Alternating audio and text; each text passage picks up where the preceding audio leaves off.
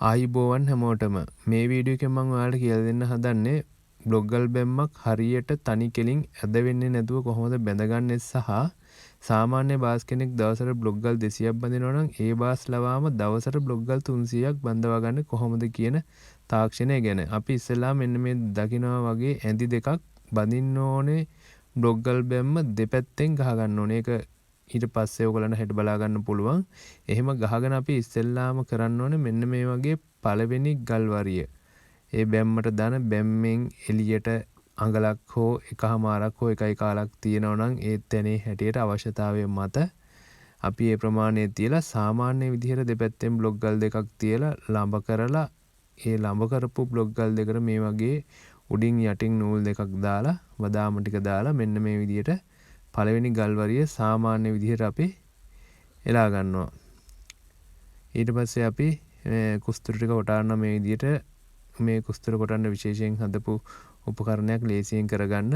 ඉතින් ඔයගලන්ට ඒකත් මෙතෙන්දි බලා ගන්න පුළුවන්. මේ තියෙන එක හදලා තියෙන විදිය ඔයත් වැඩ කරන කෙනෙක් නම් මෙන්න මේ වගේ එකක් හදාගත්තොත් බදාම අපත යන්නේ නැතු වෙන්න සහ හොඳට ගල් අතරට බදාමේ ශක්තිමත්ව කෙටෙන විදියට මේකෙන් කොටා ගන්න පුළුවන්. ඊට පස්සේ පළවෙනි ගල් වරියේ නූල් දෙකක් දාලා තිබ්බා වගේම දෙවෙනි ගල් වරියට අපි නූල් දෙකක් දාන්නේ නැහැ. දෙපැත්තේ ගල් දෙක ළඹ කරලා උඩින් නූලක් දාලා ඊට පස්සේ මෙන්න මේ විදියට යට ගලේ ප්‍රමාණයට ගලේ යට ඉස්සෙල්ලා හදනවා. ඊට පස්සේ අපි උඩ නූලට උඩ හදනවා. එන්නේ විදිහට තමයි අපි ගල් උඩට බැඳගෙන යනකොට කරන්නේ. පළවෙනි ගල් වරියට නූල් දෙකක් දාලා ගල් ටික තියෙනවා. දෙවෙනි ගල් වරියේ නම් උඩ නූල විතර දාන්න මෙන්න මේ විදිහට තනි කෙලින් බලලා අපිට පුළුවන් ගල් ටික තියාගන්න. දැන් ඊට පස්සේ අපි පළවෙනි ගල් වරිය දාගෙන ඉවරයි. ඊට පස්සේ මෙන්න මේ විදිහට අපි දෙපැත්තෙන් ඇඳි දෙකක් ගැට ගහගත්තා. මේක නම් පරංචියක් තියලා තියෙන්නේ. ඊට පස්සේ ඒ අපි තියපු ගල කෙලින් හරියට මෙන්න මේ විදිහට ළඹේට මට්ටම් ලීයක් බැඳ ගන්නවා උඩට. මෙන්න මේ ආකාරයට. මේ මට්ටම් ලීයක් බැඳ ගන්න එකේ ප්‍රධානම කාරණාව තමයි මේ වැඩේ අපි ස්පීඩ් කරගන්න එක. අපිට නැත්තම් ගලෙන් ගලට මේ බැම්ම බඳිනකොට ළඹ කරන්න ඕන දෙපැත්තෙන් බාසුන්නෑ කෙනෙක් ඉඳගෙන. අපි දැන් කරන්නේ ඒ වෙනුවට මේ මට්ටම් ලීය හරියට ළඹ කරලා තියාගන්න එක. දැන් ඒ පැත්තේ මට්ටම් ලීයක් ළඹ කරලා තියාගත්තා ඒ ගල් පෙළ කෙලින්.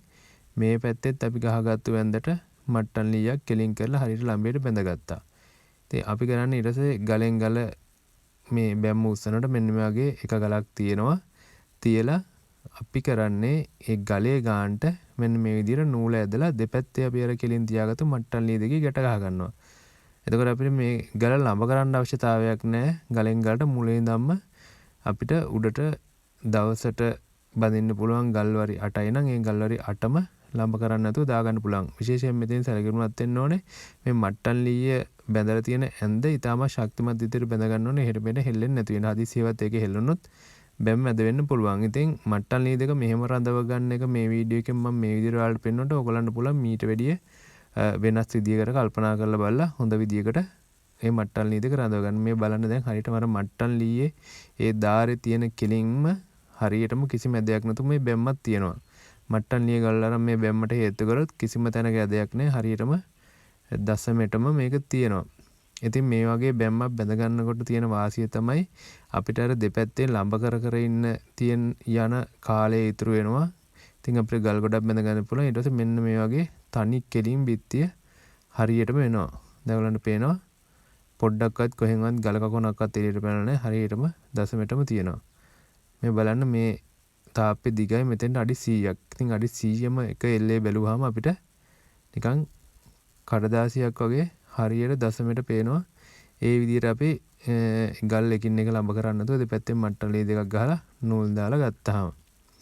ඉතින් මේ වල දකින්න තව අමතරව අර බදාම කොටන්න අපි හදාගත්ත උපකරණයේ බදාම කොටන විදිය මේ වගේ හදාගත්තොත් ගොඩක් වටිනවා. මොකද අපි හැන්දෙන් කෙටුවට බදාම ටික හරියට කෙටෙන්නේ නැහැ. මේ වගේ එකකින් කෙටුවාම හොඳට බදාම ටික කෙටෙනවා. ඒ වගේම තමයි මම මුලින් ඔයගලන්ට පෙන්වුවා වගේ මෙන්න මේ විදිහට දෙපැත්තෙන් මේ මට්ටම් ලී දෙකක් කලින් ළඹ කරලා ගහගත්තාම අපිට මේ ගලෙන් ගල ළඹ කරන්න අවශ්‍යතාවයක් නැහැ. ඉතින් මේ ගලෙන් ගල ළඹ කරන්න යන වෙලාව අපිට එහෙම පිටින්ම ඉතුරු වෙනවා. ඒ වගේම තමයි ගලෙන් ගල ළඹ කරනකොට සමහරලාට බාසුන්නහල ඇතින් පොඩි අතපසුවීම් වෙන්න පුළුවන්. ඉතින් එහෙම වුණාම බැම්ම බැඳගෙන යනකොට පොඩි ඇද බැම්මේ තියෙන්න පුළුවන්. මෙහි විදිහට කරාම අපි මුලින්ම මට්ටන්ලිය ලම්බ කරගත්තාම මට්ටන්ලියේ මේ ඍජු කෙලින් තියෙන දාර දිගේ තමයි අපි නූල උඩට අරගෙන යන්නේ. ඉතින් අපි බැම්ම බැඳලා ඉවරනකොට මේ මට්ටන්ලියේ තියෙන ඍජු බවත් බැම්මේ එහෙම පිටින්ම තියෙනවා. ඉතින් ඒක ගොඩක් වටිනවා. මේ වැඩේ ස්පීඩ් කරගන්නත් පුළුවන්.